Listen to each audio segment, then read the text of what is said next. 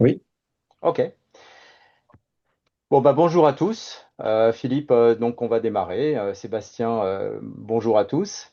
Merci d'être avec nous pour cette innocenté et puis désolé pour le petit temps de latence au démarrage. Comme toujours, il y a parfois quelques petits problèmes techniques. Vous êtes bien sur l'innocenté qui s'appelle Quand la lumière soigne, avec nos deux invités du jour, hein. Philippe Badarou, qui est le président d'honneur du cluster Lumière, et Sébastien Girémy, qui est à la fois chirurgien cardiologue et également fondateur d'une start-up dans le domaine de la lumière qui soigne. Voilà, je vais passer tout de suite la parole à Philippe. Oui, merci Didier. Et nous serons rejoints par Camélia Billard, qui est oncologue à Gustave Roussy, qui n'a pas pu nous rejoindre à 15 heures comme prévu, mais qui sera là un peu plus tard pour répondre à vos questions. Et donc, on présentera ses travaux avec une petite vidéo qui ensuite lui permettra de répondre à vos questions. Donc, moi, je vais commencer par vous présenter le cluster Lumière et ce que. Alors, attendez. Justement, peut-être Philippe pour peut-être une introduction, hein. Tout le monde ne connaît pas nécessairement le cluster lumière. Bon, peut-être expliquer un petit peu l'historique du cluster lumière. On sait que la lumière, c'est justement beaucoup basé à Lyon, mais peut-être peut-tu nous redire un peu quel type d'organisation il s'agit et puis un peu voilà comment vous fonctionnez. Alors, il s'agit en fait, d'intégrer toutes les mutations et les innovations de rupture, innovations technologiques qui ont eu lieu autour des sources de lumière, qui sont passées, comme vous le savez tous, de l'ampoule à incandescence à la LED, et qui est un composant, cette LED, de fameux composant, j'allais dire presque miraculeux, dans le sens où il permet de faire de nombreuses choses de façon différente, avec des rendements énergétiques extrêmement élevés, avec une pilotabilité qui est extrêmement forte, donc qui permet de faire à peu près tout ce que l'on veut en termes de création de lumière, de choisir la couleur, choisir la température de couleur, de choisir la lumière que l'on veut appliquer. Et ce composant étant miniature, bah, il a pu aussi permettre de créer de nouveaux usages. Donc nous sommes en présence d'une forte innovation de rupture et qui, comme toute innovation de rupture, amène des nouveaux entrants, amène des nouveaux usages. Et un des usages qui nous a intéressés au cluster lumière, c'est justement l'usage de la lumière pour la santé, pour soigner, et pour soigner au sens très large du terme. Ça va de la, du bien-être à la cosmétique et aux soins beaucoup plus pointus, comme ceux que vont nous expliquer les docteurs Gérelli et Camélia Billard. Le cluster Lumière, c'est une grappe d'entreprise. C'est un cluster qui a été installé, monté il y a en 2008, donc ça fait déjà pas mal d'années, et justement pour accompagner cette mutation technologique de la LED. Et la finalité que l'on s'est donnée dans ce cluster, c'est de rassembler toute la chaîne de valeur autour de la lumière et d'essayer de chercher du sens, de donner du sens à ces nouveaux usages. C'est-à-dire qu'on s'aperçoit que, comme je le disais tout à l'heure, on a énormément nouvelles pratiques, nouvelles façons d'éclairer, de nouvelles façons d'utiliser la lumière. Et la question qui nous préoccupe, c'est de savoir quel sens on peut leur donner. Et notre finalité, c'est de connecter les innovations en matière de lumière, une innovation qui sont plutôt de nature technologique avec les nouveaux usages qui, eux, peuvent être de toute nature. Ça peut être aussi bien l'éclairage des tableaux de la Joconde, par exemple, comme la lumière pour les soins. Et donc, notre mission est de créer des opportunités de connexion, des opportunités de rencontre entre, entre ces technologues et ces usagers. Et là, nous sommes en plein dans le croisement de ces deux mondes, le monde de la technologie d'un côté et des industriels, et le monde médical de l'autre, avec les nouveaux usages dont on va parler. Voilà. Il y a une dimension supplémentaire qui s'est ajoutée au cluster lumière, qui est c'est la conséquence assez logique du fait que nous vivons des très fortes bouleversements et donc innovations de rupture, et que donc bah, les acteurs actuels ne sont pas forcément compétents pour intégrer les nouveautés, les innovations. Et donc il s'agit aussi de former les acteurs de demain, d'aujourd'hui aussi. Et nous avons créé un campus Lumière, qui est un campus des qualifications et des métiers des qualifications, et qui permet de donner à des formations existantes, typiquement du BTS en électrotechnique, des architectes, de leur donner des colorations lumière qui leur permettent de mieux intégrer les innovations. Voilà, donc une dimension innovation, une dimension industrielle, usage, et puis une dimension formation. Alors Alors peut-être, comment? avant que justement on aborde la lumière qui soigne, peut-être justement quelle est place la santé finalement dans le domaine de la lumière et dans pour le cluster lumière. En fait, la lumière est partout. C'est-à-dire que la lumière, c'est la vie. La lumière, elle irrigue. C'est un petit peu le transparent que je suis en train de vous montrer.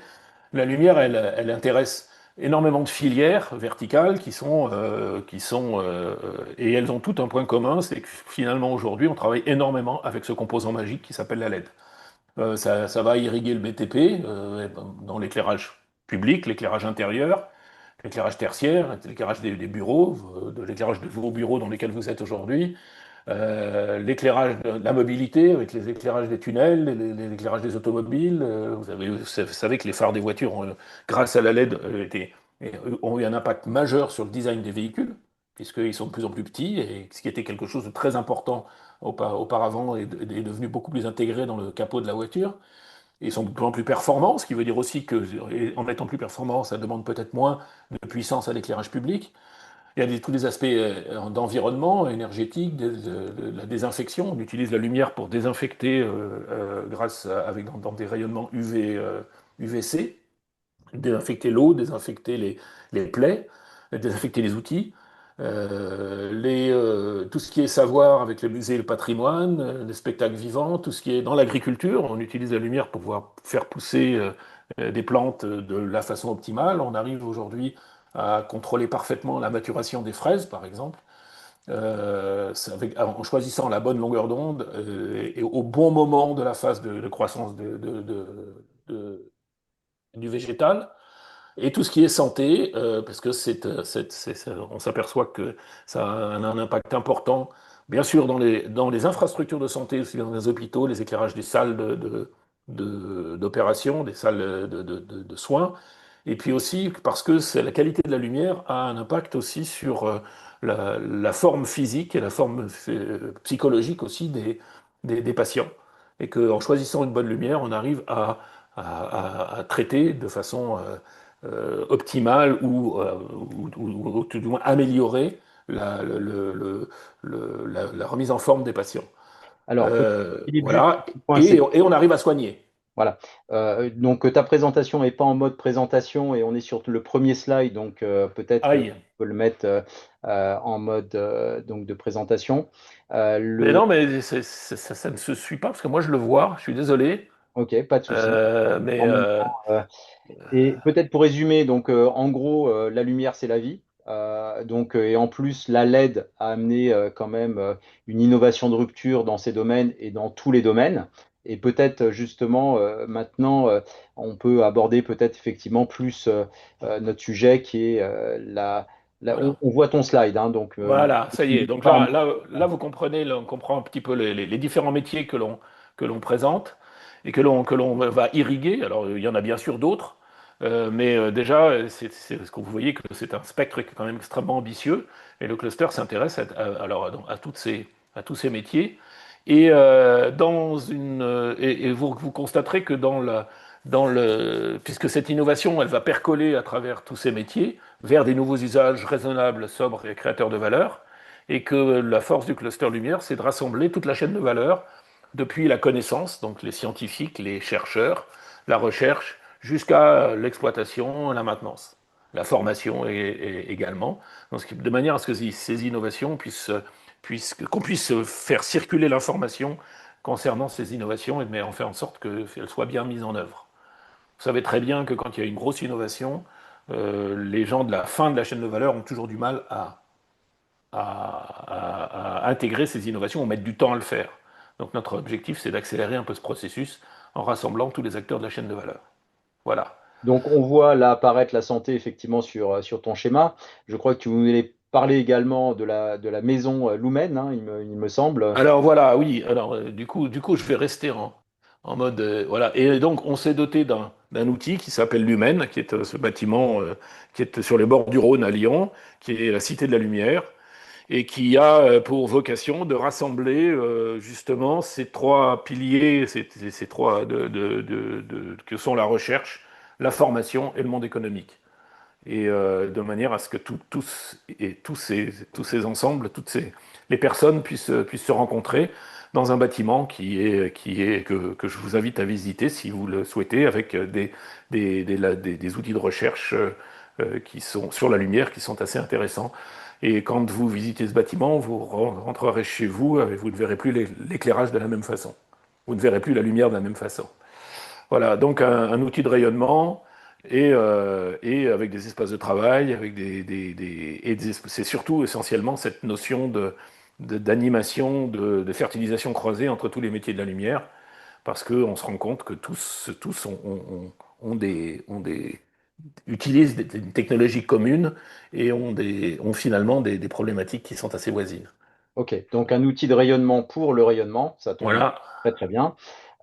Donc globalement, on est là aussi parce que vous organisez donc des journées, hein, donc oui. sur le domaine de la photomédecine. Donc peut-être justement présenter à la fois cet événement et donc la promotion de cet événement, mais peut-être aussi, enfin voilà, donc expliquer pourquoi vous en êtes arrivé là et qu'est-ce Pourquoi? Ben, que voilà. les journées.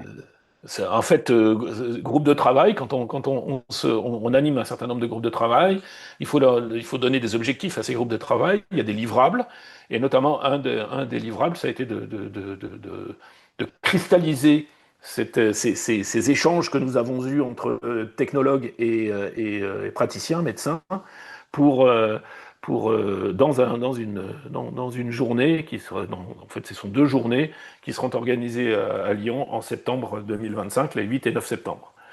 Et nous vous invitons éventuellement à y participer. Vous pouvez vous inscrire. Il y a un lien sur le site du cluster et vous trouverez. Alors, je pense que ça, ce sera mis à disposition, Tout à fait. Didier. Et donc là, en cliquant sur ce lien, vous aurez la possibilité de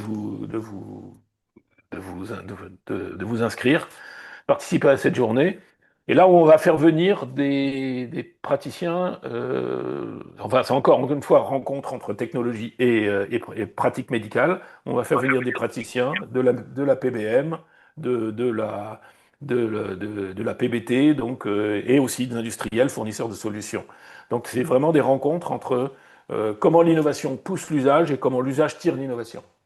D'accord. Quand tu dis PBM, PBT, tu peux Alors, peut-être. on va en parler, photobiomodulation, et donc on va en parler tout à l'heure avec les différents médecins. Voilà. Voilà, donc il faut que les gens nous restent pour comprendre en fait les Voilà. acronymes que tu utilises Voilà. vont être révélés dans la suite Voilà. de cette Tout à initiative. fait. Tout à fait. Ok, bon bah Voilà. c'est Donc, parfait. on va justement en parler rapidement, puisque je vais vous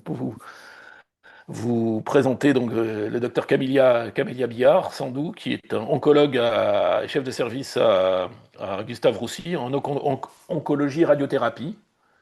Et elle a développé des solutions de photobiomodulation dans les soins de support en oncologie. Alors, qu'est-ce que c'est? C'est l'utilisation je vais le dire de façon très basique, parce que je ne suis pas médecin, mais de façon l'utilisation de la lumière rouge et infrarouge pour compléter des soins de radiothérapie et aider à mieux gérer les effets secondaires des traitements et notamment la cicatrisation accélérée des plaies brûlures résultant des irradiations. Et pour introduire ce que fait Camélia, alors bien sûr le lien ne fonctionne pas. Voilà. On va passer une vidéo, vous la voyez. Oui, on le voit. Il faudrait juste que tu le mettes en plein écran. Alors, attends, attends, attends, je suis désolé, il y a de la publicité. Oh, Et oh, vous savez ce que c'est? Ah, c'est pas il y a toujours de la publicité avant. Je suis désolé. Euh,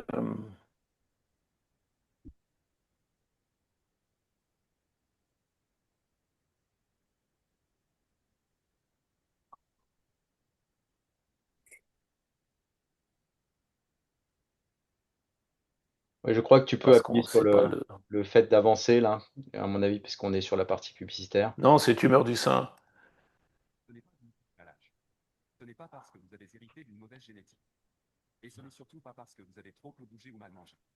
J'ai 63 ans, et tout a changé le jour où j'ai découvert la vérité. Désolé pour ce.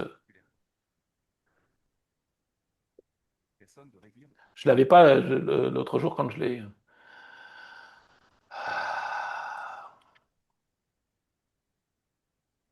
Ouais, c'est c'est le bon site, mais c'est de la pub. Je suis désolé. Bouchez-vous les oreilles. La plupart avaient déjà tout.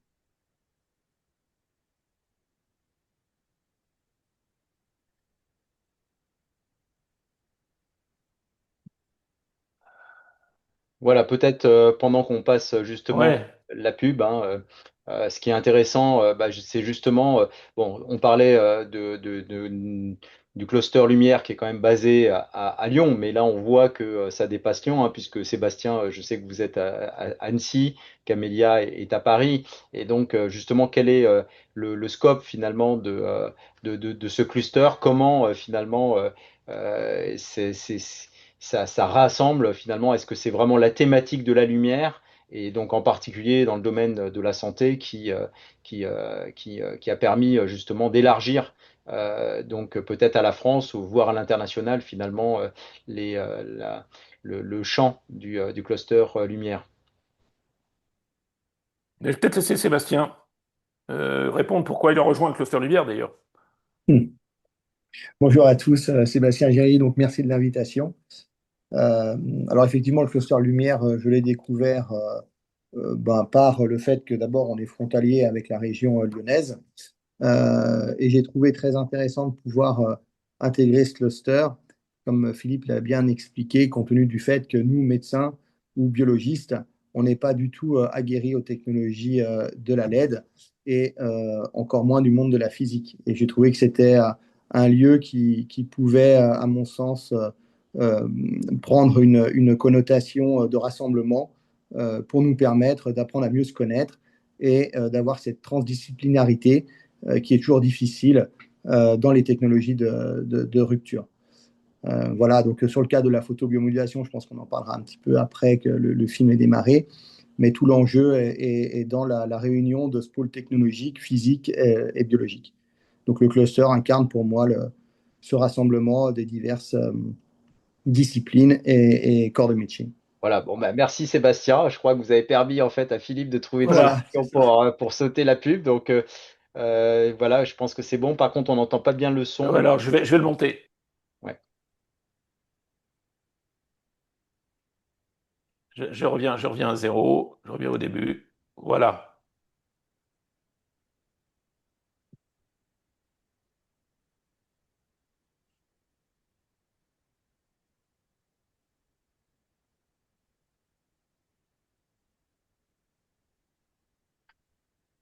il n'y a pas de son, Philippe.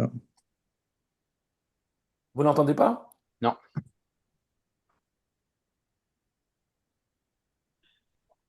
mais on a les sous-titres. Donc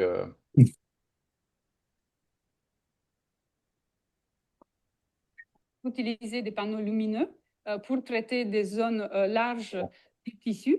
Il y a aussi des dispositifs intraoraux pour traiter les brûlures au niveau des muqueuses et aussi d'autres dispositifs extra-cutanés pour traiter des douleurs, neuropathie périphérique, mais aussi traiter les séquelles cutanées post-chirurgie ou radiothérapie, le trismus ou la fibrose radique. La méthode n'est pas douloureuse, elle ne chauffe pas les tissus, le patient ne sentira rien pendant la séance. Par contre, les effets sont dans les heures qui suivent avec une diminution de la douleur, mais aussi dans les jours qui viennent sur la cicatrisation. Elle n'a pas des effets indésirables identifiés jusqu'à présent et elle est proposée dans des indications qui n'ont pas d'autres alternatives thérapeutiques. Alors, j'ai commencé la photobiomodulation il y a 2 semaines. J'ai une petite sensation au bout des doigts qui... Légère sensation. Mais je n'ai que 4 séances. Ça va mieux la peau là, non? Ouais. Nous avons depuis quelques années donc traité plusieurs patients pour des neuropathies, notamment post-taxol ou post-carboplatine, avec des séances qui ont la seule contrainte d'être un peu répétées dans le temps, mais qui permettent d'améliorer à la fois la douleur, mais aussi tout ce qui va être la perception fine, par exemple. Des patients qui pouvaient plus depuis plusieurs années, par exemple, reboutonner un chemisier, peuvent de nouveau le faire ou tenir un crayon. Avec cette technique, ils ont pu récupérer la sensibilité au niveau des mains, mais aussi au niveau des pieds, avec une récupération de la marge, de l'équilibre, qui permet une amélioration de la qualité de vie. La qualité de vie est très améliorée. On ne va pas dire que les patients sont totalement guéris, on ne peut pas dire ça en douleur. Mais par contre, cette amélioration de la qualité de vie est majeure et primordiale pour nous. Les retours sont plutôt très positifs, avec globalement le retour, c'est une amélioration de la qualité de vie, une diminution significative des intensités douloureuses et plus précisément comme une réhabilitation finalement sur leurs symptômes plus fonctionnels. J'ai pu noter une amélioration significative de l'ordre de 20 à 25% sur la qualité de vie globale, notamment sur la vascularisation après la 6-7e séance. Donc, je arrivais à mieux articuler, à mieux parler. Donc, je conseille à tous les patients de suivre rigoureusement ce traitement s'il leur est proposé pendant les premières séances pour ne pas arriver au point où j'en étais dernièrement. Nous espérons dans l'avenir que la photobiomodulation deviendra un son support à part entière et que tous les centres d'oncologie et radiothérapie seront équipés pour pouvoir offrir à plus de patients cette technique. Bon, bah, parfait. Je pense qu'effectivement, c'est très parlant, hein. Donc, je sais que Camilla devrait nous rejoindre plus ultérieurement. Peut-être, Philippe, tu voulais commenter un petit peu, mais c'est vrai que on voit finalement, en tout cas, des bénéfices à la fois en termes de curation et en même temps de complémentarité par rapport à des traitements qui sont extrêmement lourds, avec justement ce qui est mentionné, une qualité de vie patient qui est directement améliorée et affectée. Ce qu'on ne voit pas ici, dans cette vidéo, c'est d'autres gains très majeurs en termes de qualité de cicatrisation des brûlures résultant d'irradiation, de séances d'irradiation longues dans la durée. Et donc, ces brûlures n'arrivent pas à cicatriser très souvent. Et grâce à la photobiomodulation, on arrive aujourd'hui à cicatriser ces plaies assez rapidement, au point que le docteur Camélia Billard arrive à faire des séances de photobiomodulation systématiquement après chaque séance de radiothérapie. Mhm. Ok. Voilà. Elle le dit, et vous pourrez lui poser la question tout à l'heure, quand elle nous rejoindra. Elle est très... et en fait, les gens n'ont quasiment plus de séquelles. Ok. Du point de vue brûlure. Voilà. Donc voilà un petit peu déjà pour situer un peu le cadre. Vous pouvez, si vous voulez vous renseigner, vous pouvez regarder sur le site qui s'appelle Oncolume. Et là, vous retrouverez la vidéo que je viens de vous passer. Et puis, je vais reprendre le diaporama et Présente. laisser la parole à Sébastien Gérelli. Donc, bonjour Sébastien, même si on a déjà discuté avant, je crois que Bonjour, oui. vous avez une vie bien occupée, donc peut-être justement, vous nous avez expliqué comment vous faites partie du cluster Lumière, mais peut-être redonner un petit peu voilà, votre parcours professionnel et puis bah, évidemment comment vous en êtes arrivé à cette start-up et puis à cette technologie en fait donc, de lumière. Et voilà, donc bonjour à tous. Donc Sébastien Gérelli, donc je suis chirurgien cardiaque, chef de service à l'hôpital d'Annecy. Et j'étais universitaire et j'ai fait donc une thèse de sciences en biologie, et en l'occurrence sur le remodelage ventriculaire, compte tenu du fait que la cardiologie est mon topic.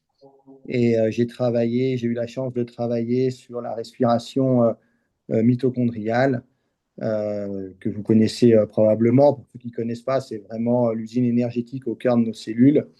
Et tout naturellement, dans le cadre des maladies liées aux problèmes ischémiques, par manque de vascularisation, on a des cellules qui restent en souffrance et ces mitochondries jouent un rôle clé en fait sur ce remodelage ventriculaire.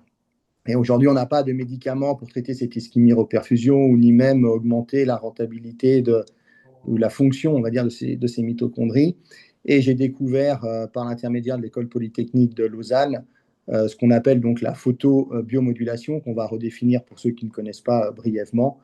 Et à partir de là, j'ai enchaîné mes travaux de recherche et j'ai donc créé une start-up sur le sujet en vue d'optimiser en fait la fonction cellulaire de nos cardiomyocytes à travers des organites tels que la mitochondrie. Voilà. Parfait. Donc, je crois que vous avez une vidéo également.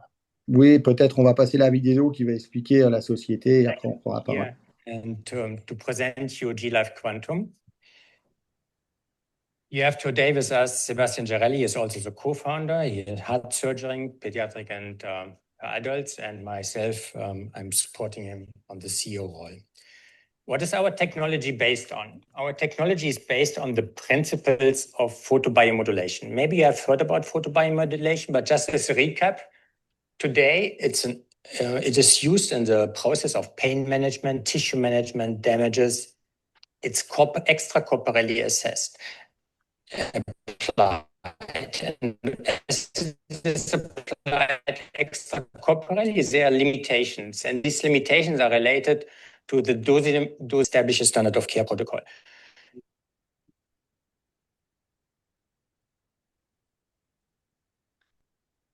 So these and is classified by the FDA as class 2. But when light passes through the different layers of the skin, as you see here, what's happening? You cannot control it. There's a lot of scattering. There's a lot of absorption and reflection. So this means despite the positive impacts and effects that you see, you cannot establish a proper standard of care protocol. So what have we been doing? We bring this to the next level.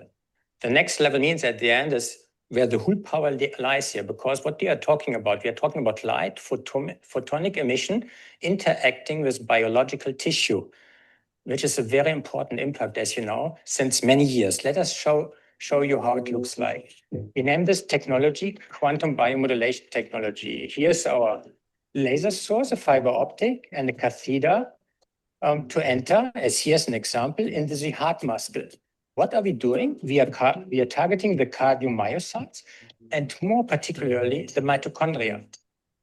What's happening in this process? As we have clear focusing, we work on ATP increase, NO release, and ROS modulation. So at the end, the key mechanism of action that we are triggering is the modulation of ATP, ROS, NO, and others. And as such, we are driving a first epigenetic treatment approach as we are influencing the genomic expression. So what is very important about this technology, it is extremely reliable and reproducible. And we allow a dosimetric and radiometric approach extreme high precision. So this means we can establish a standard of care protocol. I will not discuss the technical parameters because these are in line with what photobiomodulation is about and is in line at the end what the FDA already classified, the guidance that came out beginning of 2023, and where clear there is any modification of biological tissue. Just to summarize, very important, we provide precise dosimetry, very high efficacy, very easy to use. Here's a percutaneous technique. I will showcase you very much on our first indication and to be administered easily in different settings of care. What are we targeting as first indications? So this is just a spectrum. What you have to think about, we are providing a platform technology as we are driving the mitochondria.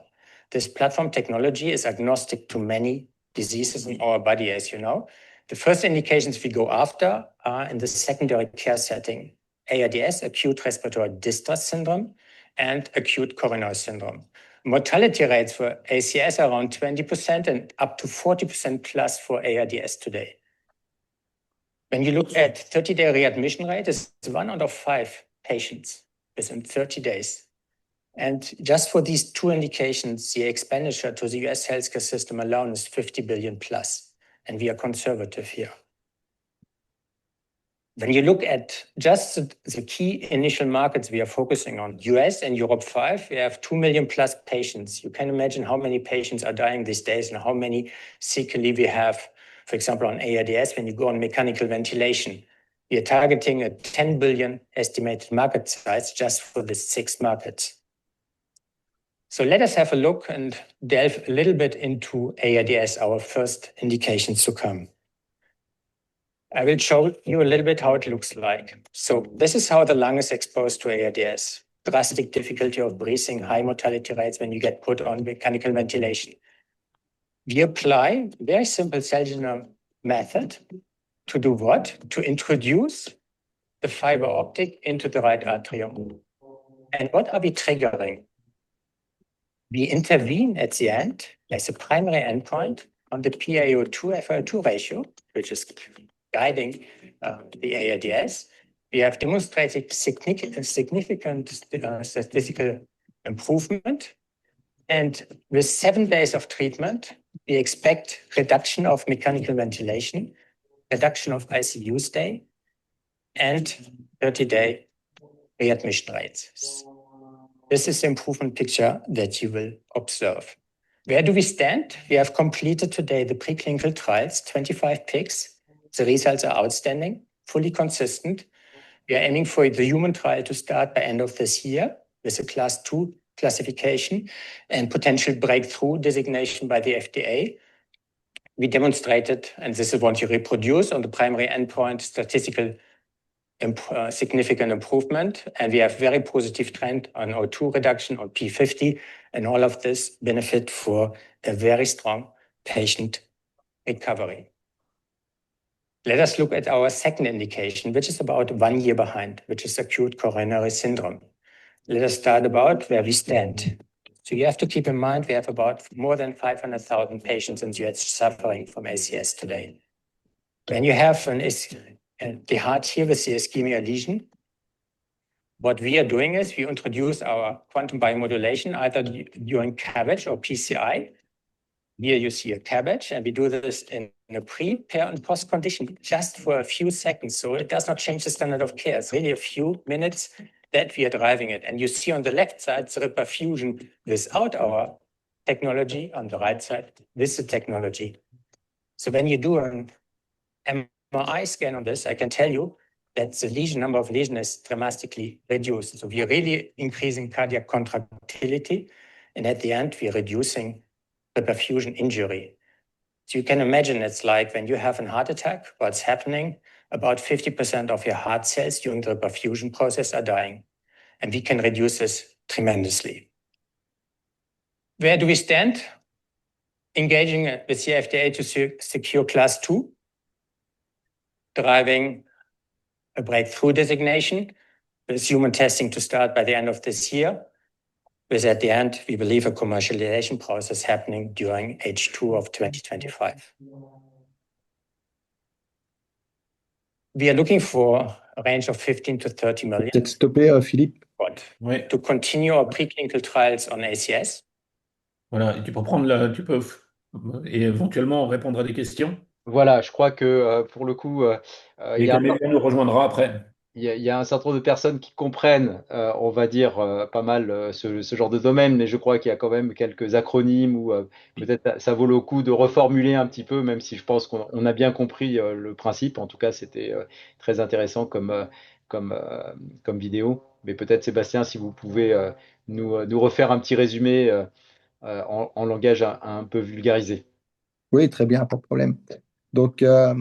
Donc la photobiomodulation, hein, vous l'aurez compris, on utilise la lumière rouge et proche infrarouge. avec des puissances très très faibles. Donc, ce que l'on dit, c'est qu'il faut que ce soit athermique sur les tissus, d'une part, et d'autre part, ces longueurs d'onde, elles sont non ionisantes. Donc, ce qui donne en fait la définition même de ce que l'on appelle la photobiomodulation, rouge proche infrarouge, athermique et non ionisant. À partir de là, cette lumière, elle va interagir avec des chromophores qui sont généralement des protéines organométalliques où il y a du fer et du cuivre. Et ces mêmes protéines-là, ce sont les protéines généralement qui vont chélater nos gaz, que sont l'oxygène ou le monoxyde d'azote. Alors le mécanisme, en fait, ça va être un transfert d'énergie du photon sur ces protéines organométalliques qui vont probablement interagir. Alors, je dis probablement parce que le mécanisme profond, à ce jour, on ne peut pas dire qu'on le maîtrise. C'est tout le problème de la technologie. Et en tout cas, ce que l'on peut observer, c'est que l'interaction qu'il va y avoir entre ces photons et ces protéines organométalliques vont changer directement le métabolisme même de la cellule, favorisant ce qu'on appelle un métabolisme aérobie. On va favoriser la cellule en fait à brûler de l'oxygène et à fabriquer donc de l'adénosine triphosphate qui, comme vous le savez, est le baril de pétrole ou la pile d'uranium de nos centrales énergétiques. Et à partir de là, donc cette interaction entre le photon et nos cellules va induire une cascade de réponses biologiques favorisant en fait la cellule à différentes conditions de stress. Hein, voilà, c'est ça, c'est avec cela qu'on appelle la photobiomodulation. Et c'est une technologie qui a été découverte par hasard. En fait, on cherchait à définir la toxicité du laser sur les organismes biologiques. Et en fait, c'était un chercheur suisse qui cherchait qui irradiait en fait des rats ou des souris sur des plaies. Et il s'est aperçu qu'en fait, en les irradiant, il faisait, par des infrarouges, il faisait pousser les poils. Voilà. Et de là, on a compris qu'en fait, dans des conditions particulières, on pouvait avoir des réactions particulières. Voilà. Et Sébastien, si on prend maintenant sur les aspects cardiaques, puisque c'est votre domaine, Ouais.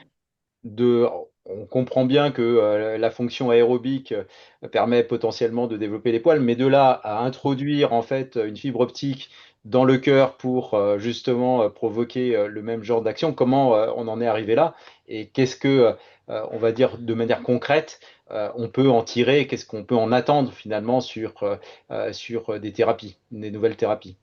Ouais. Donc voilà, donc, effectivement, en termes de thérapie, c'est très générique puisqu'on touche même au cœur même du métabolisme cellulaire, donc on peut imaginer tout un tas de choses.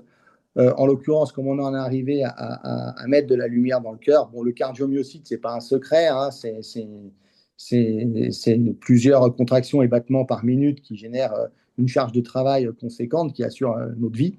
Et donc, un cardiomyocyte, la cellule élémentaire du cœur, est chargée de mitochondries. Donc, on peut parfaitement concevoir que si on optimise le rendement de ces mitochondries, on optimise la fonction de créer de l'énergie pour que nos fibres myocardiques, hein, l'actine et la myosine, continuent à se contracter dans de bonnes conditions. Et quand vous discutez maintenant avec un physicien, donc nous on travaille toujours avec les physiciens de l'école polytechnique de Lausanne, ils ont une approche qui est totalement différente. C'est-à-dire qu'ils vont avoir une approche sur le rayonnement de la lumière à basse énergie. Et donc ça, tout le monde comprend, c'est toute la problématique que les infrarouges et les rouges vont très vite être absorbés. Alors même si c'est ceux-là, ces longueurs d'onde qui pénètrent le mieux dans les tissus, on peut considérer qu'au-delà de 2 cm, sur des puissances athermiques, vous n'avez plus de rayonnement. Donc pour rentrer au niveau du cœur, il a fallu aller placer des fibres optiques à l'intérieur même du cœur. Et donc, ça a été ce que l'on s'est évertué à faire. Et on a calculé, en fait, le rendement nécessaire pour irradier un cœur dans de bonnes conditions pour que chaque cardiomyocyte puisse avoir la bonne quantité de lumière pour optimiser la fonction de chacune des cellules du cœur. Et à partir de là, ça ouvre un champ des possibles. Alors, bien sûr, l'ischémie-reperfusion, hein, c'est-à-dire quand votre cœur est privé d'oxygène, vous allez faire un infarctus et toute la partie du cœur ne va pas mourir quand on va reperfuser. Et le but, ça va être de traiter les zones pour qu'elle puisse survivre à ce manque d'oxygène. D'accord.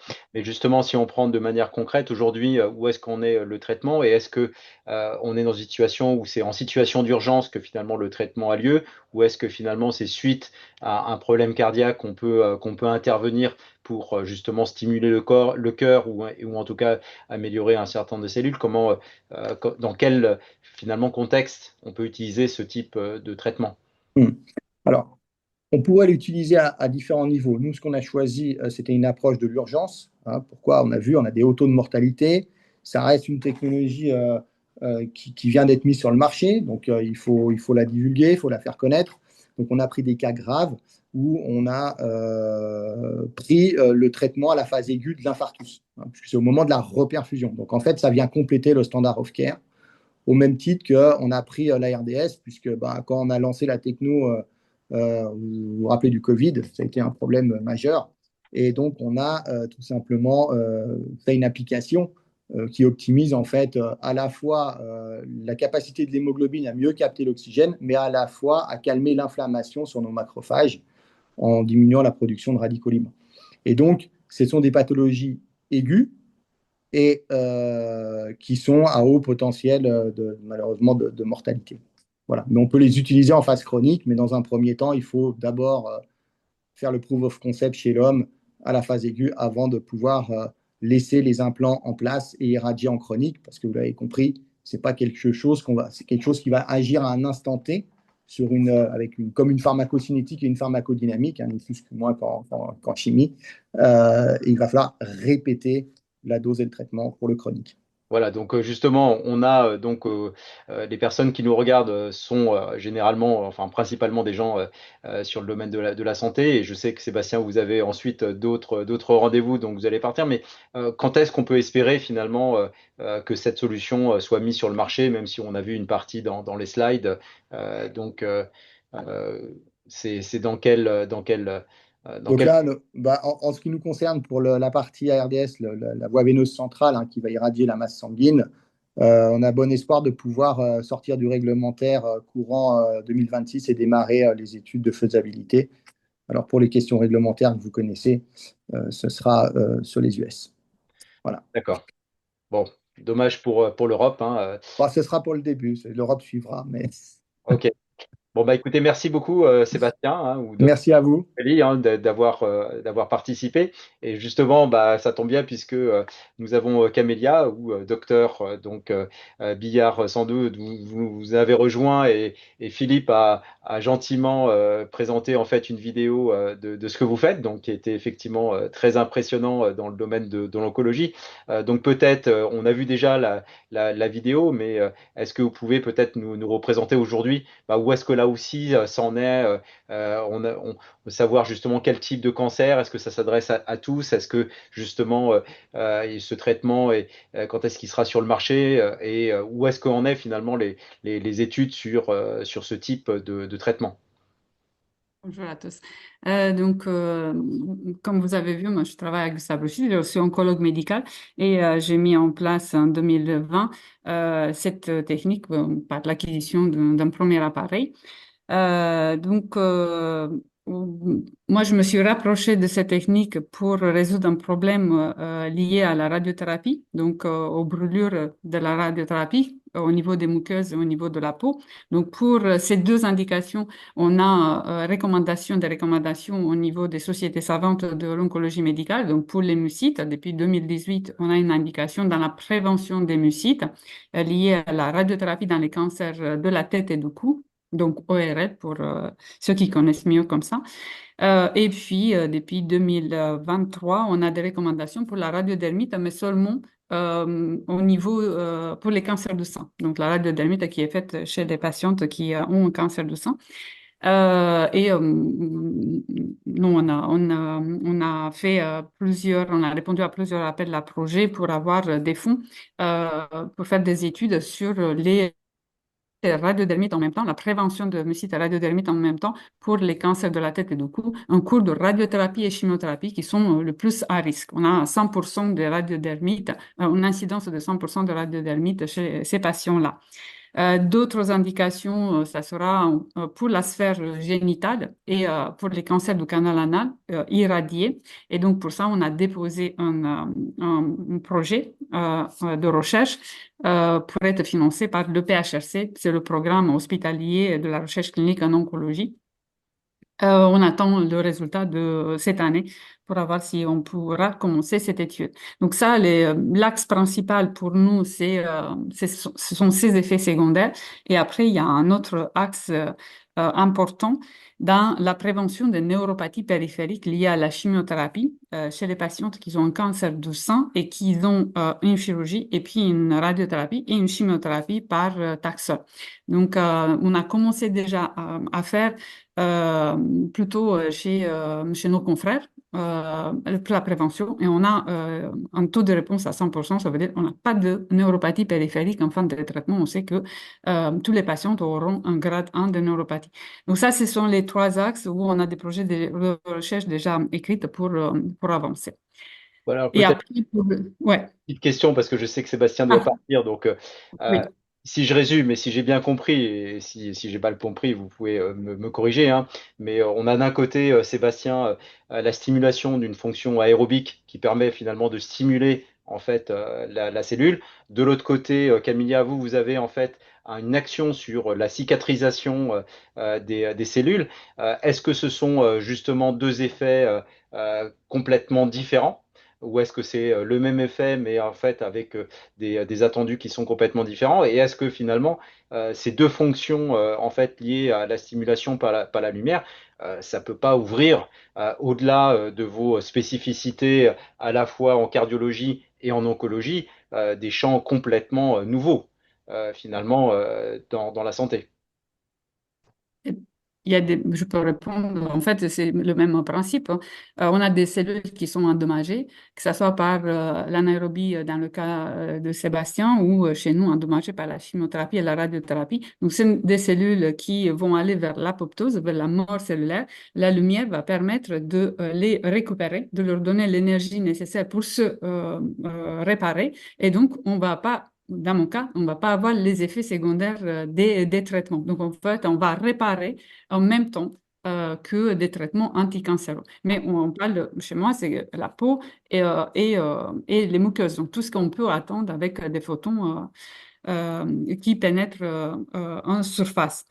Et après, pour récupérer, pour protéger les nerfs des dommages des traitements anticancéreux. C'est la même chose. Mais ça, c'est prévention. En curative, on le fait déjà, parce que vous avez posé la question, est-ce que on le fait? Nous, on le fait, on n'a pas encore de remboursement pour les séances de PBM, de photobiomodulation.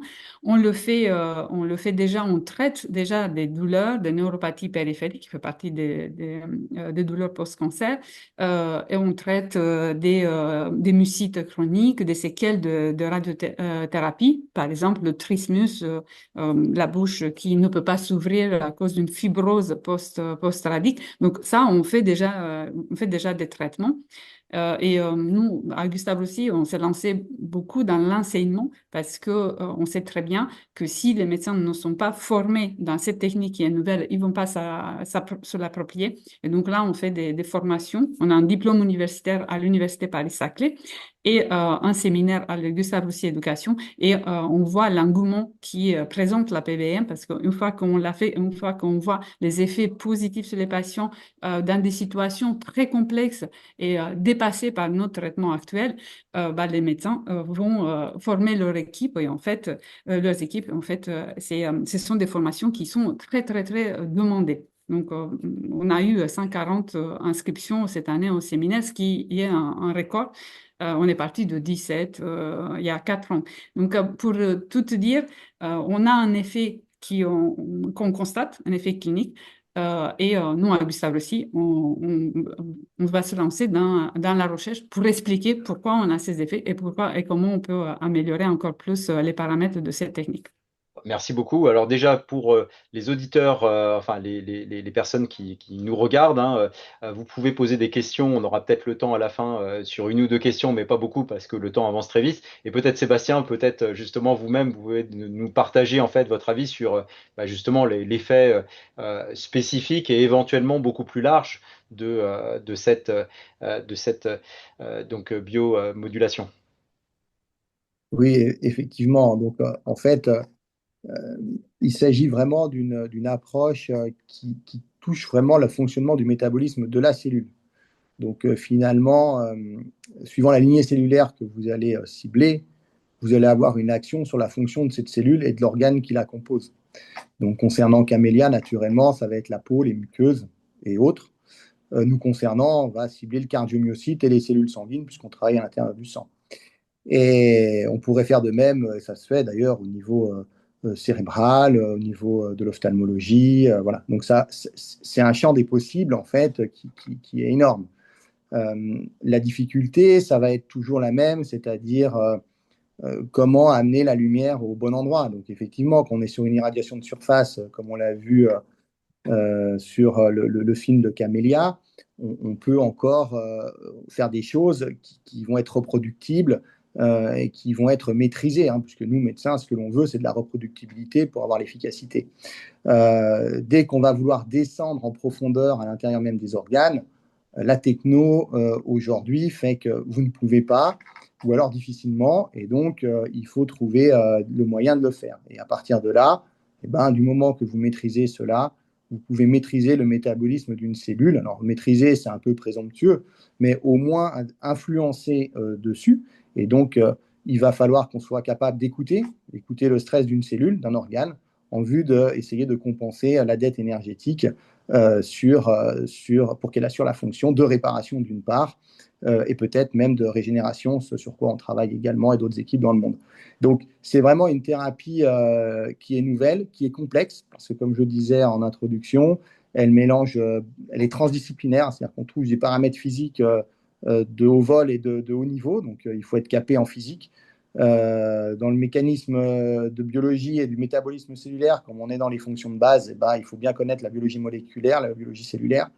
Et puis après, au niveau médical, eh ben, il faut s'apprivoiser ces techniques qui sont nouvelles.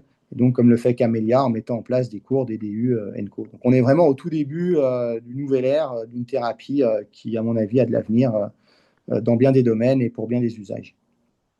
Et des usages qui sont, c'est beaucoup plus large que simplement l'oncologie on travaille aussi sur le traitement de la douleur, le traitement la remise en forme des sportifs de haut niveau, etc. Donc tout ce qui est traitement de lésions ou d'inflammation, et grâce à la lumière, on arrive à traiter des choses.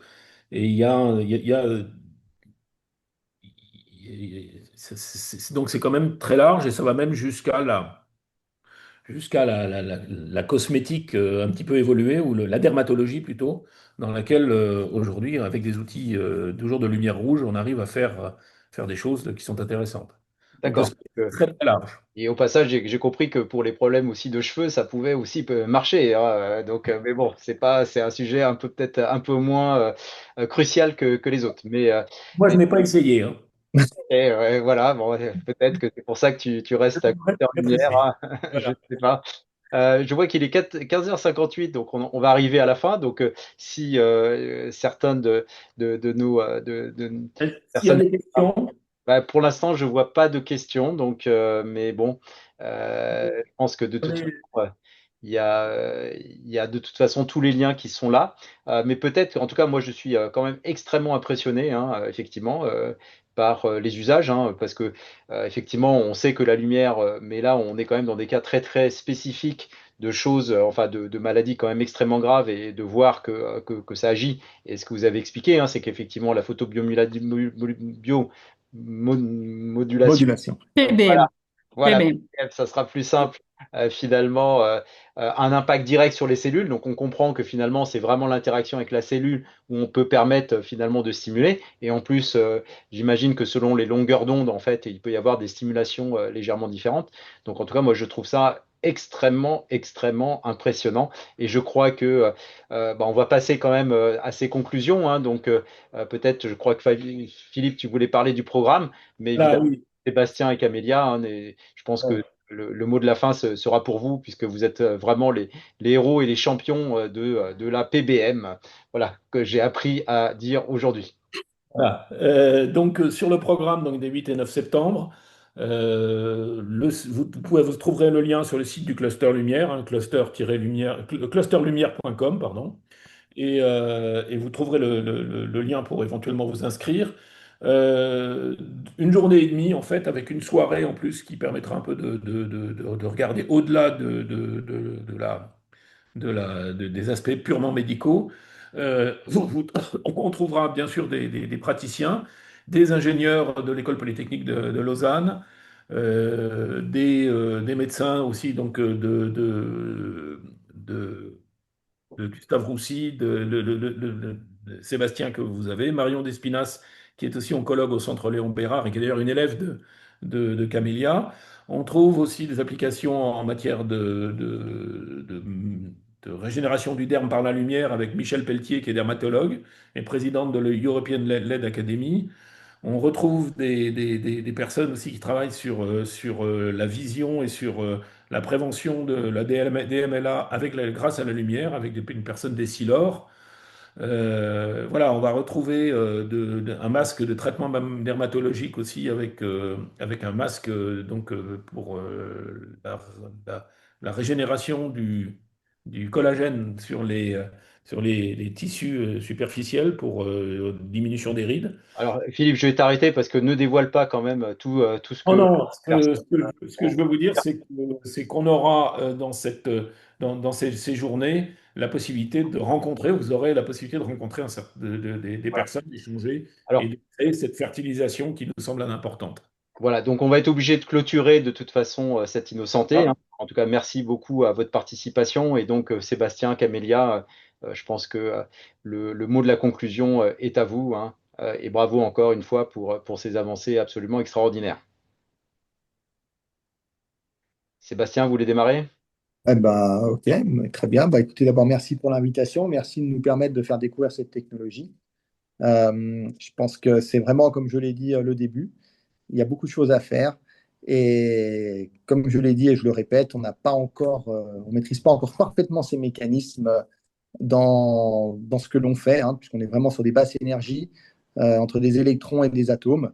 Et donc, pour des médecins comme nous, c'est assez fabuleux de se projeter à cette échelle-là pour essayer d'interagir avec le vivant. Et je crois que c'est une belle aventure qui fait que commencer. Voilà. Je rebondis sur ça, Sébastien. C'est exactement ça. En fait, on a un arme, mais qui est quelque chose de très utile, avec lequel on va faire beaucoup de choses. Nous, on a le financement pour un doctorant pendant 3 ans pour la PBM. Donc là, on est super content parce qu'on va pouvoir commencer à démontrer déjà des effets qui ont été remarqués dans d'autres études. On dépasse un peu le rôle de la PBM comme son support, le rôle de cicatrisation antalgique anti-inflammatoire dans les effets secondaires des traitements. On passe à une autre phase où on pense que la PBM a un effet antitumoral quand elle est administrée en même temps que la radiothérapie. Elle va potentialiser l'effet des traitements anticancéreux, en l'occurrence la radiothérapie et l'immunothérapie. Donc, on va commencer ça sur les expériences sur des souris. Et en fait, si vraiment nos hypothèses sont vraies, on va avoir un traitement qu'on va donner pour prévenir les effets secondaires et en même temps augmenter la survie de nos patients.